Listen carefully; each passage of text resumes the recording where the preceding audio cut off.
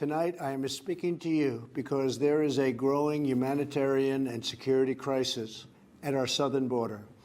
Every day, Customs and Border Patrol agents encounter thousands of illegal immigrants trying to enter our country. We are out of space to hold them, and we have no way to promptly return them back home to their country. But all Americans are hurt by uncontrolled illegal migration. It strains public resources and drives down jobs and wages. Among those hardest hit are African Americans and Hispanic Americans.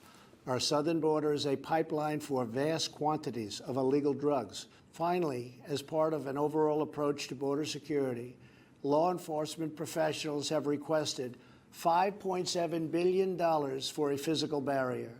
At the request of Democrats, it will be a steel barrier rather than a concrete wall. The federal government remains shut down for one reason, and one reason only, because Democrats will not fund border security. My administration is doing everything in our power to help those impacted by the situation.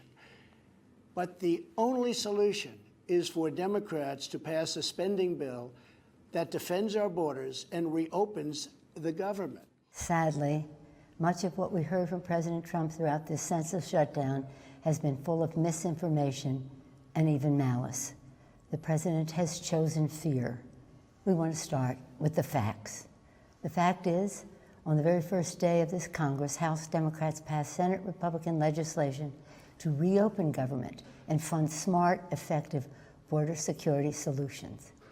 But the president is rejecting these bipartisan bills which would reopen government over his obsession with forcing American taxpayers to waste billions of dollars on an expensive and ineffective wall, a wall he always promised Mexico would pay for.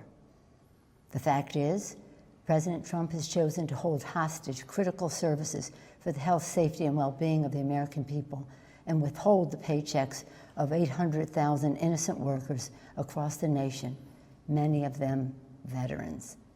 He promised to keep government shut down for months or years, no matter whom it hurts. That's just plain wrong. Most presidents have used Oval Office addresses for noble purposes.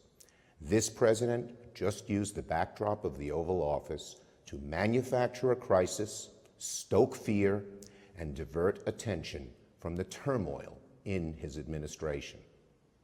My fellow Americans, there is no challenge so great that our nation cannot rise to meet it.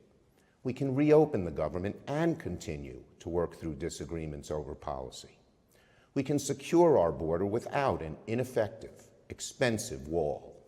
And we can welcome legal immigrants and refugees without compromising safety and security. The symbol of America should be the Statue of Liberty, not a 30-foot wall.